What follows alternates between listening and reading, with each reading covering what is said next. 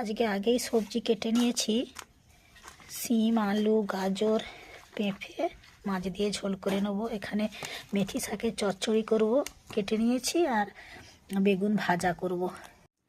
সবজি কেটে ধুয়ে নিয়ে আজকে প্রতিদিনের মতো কাঠের জালে ভাত বসিয়ে দিলাম।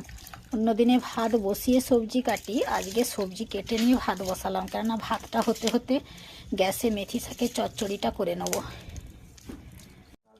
আজকেও একটু কুমড়ো ভাতে দিয়ে দিলাম, বেশ ভালো লাগছিল কালকে কুমড়ো ভাতেগুলো, মিষ্টি লাগছিল। আজকেও একটু দিয়ে দিলাম।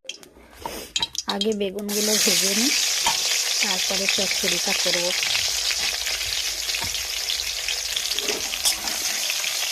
মাছ অনেক ছিল, বেগুন ভাজা না করলেও হতো, কিন্তু বেগুন ভাজাটা আমাকে এত খেতে ভালো লাগে, যার জন্যে আমি বেগুন ভাজাটা করছি। আরও বেগুনগুলো ভেজে নিলাম। এবার এই তেলেই আমি মেথি শাকের চচ্চড়িটা করে নেব। তুলে দিয়ে চচ্চড়িটা আগে লাস্টে ফোড়ন দিয়ে নেব।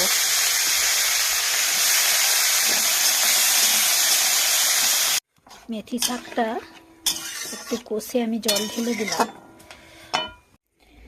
মেথি শাকের তরকারিটা সেদ্ধ হয়ে গেছে। এবারে তরকারিটা আমি ফোড়ন দিয়ে নেব। তেজপাতা, কালো সর্ষে, লঙ্কা দিয়ে দিলাম ফোড়নে। আর দেবো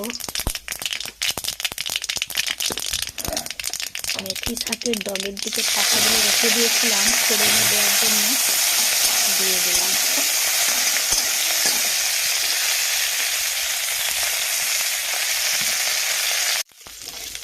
পাতাগুলো একটু ভাজা ভাজাও হয়ে গেছে। এবারে আমি তরকারিটা ঢেলে দেবো।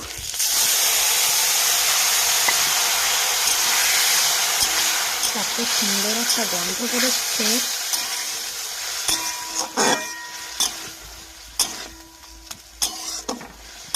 এবারে একটু ফুটে গেলে তরকারিটা নামিয়ে দেবো।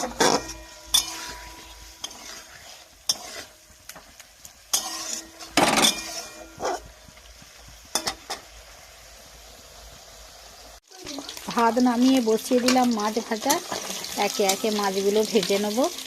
মাছ দিয়ে কালকেরই মতো ঝোলটা করে নেব। পেঁপে, আলু, গাজর, আর আজকে একটু শিম দেবো। কালকে যেমন শিম দিইনি, আজকে শিম দেবো।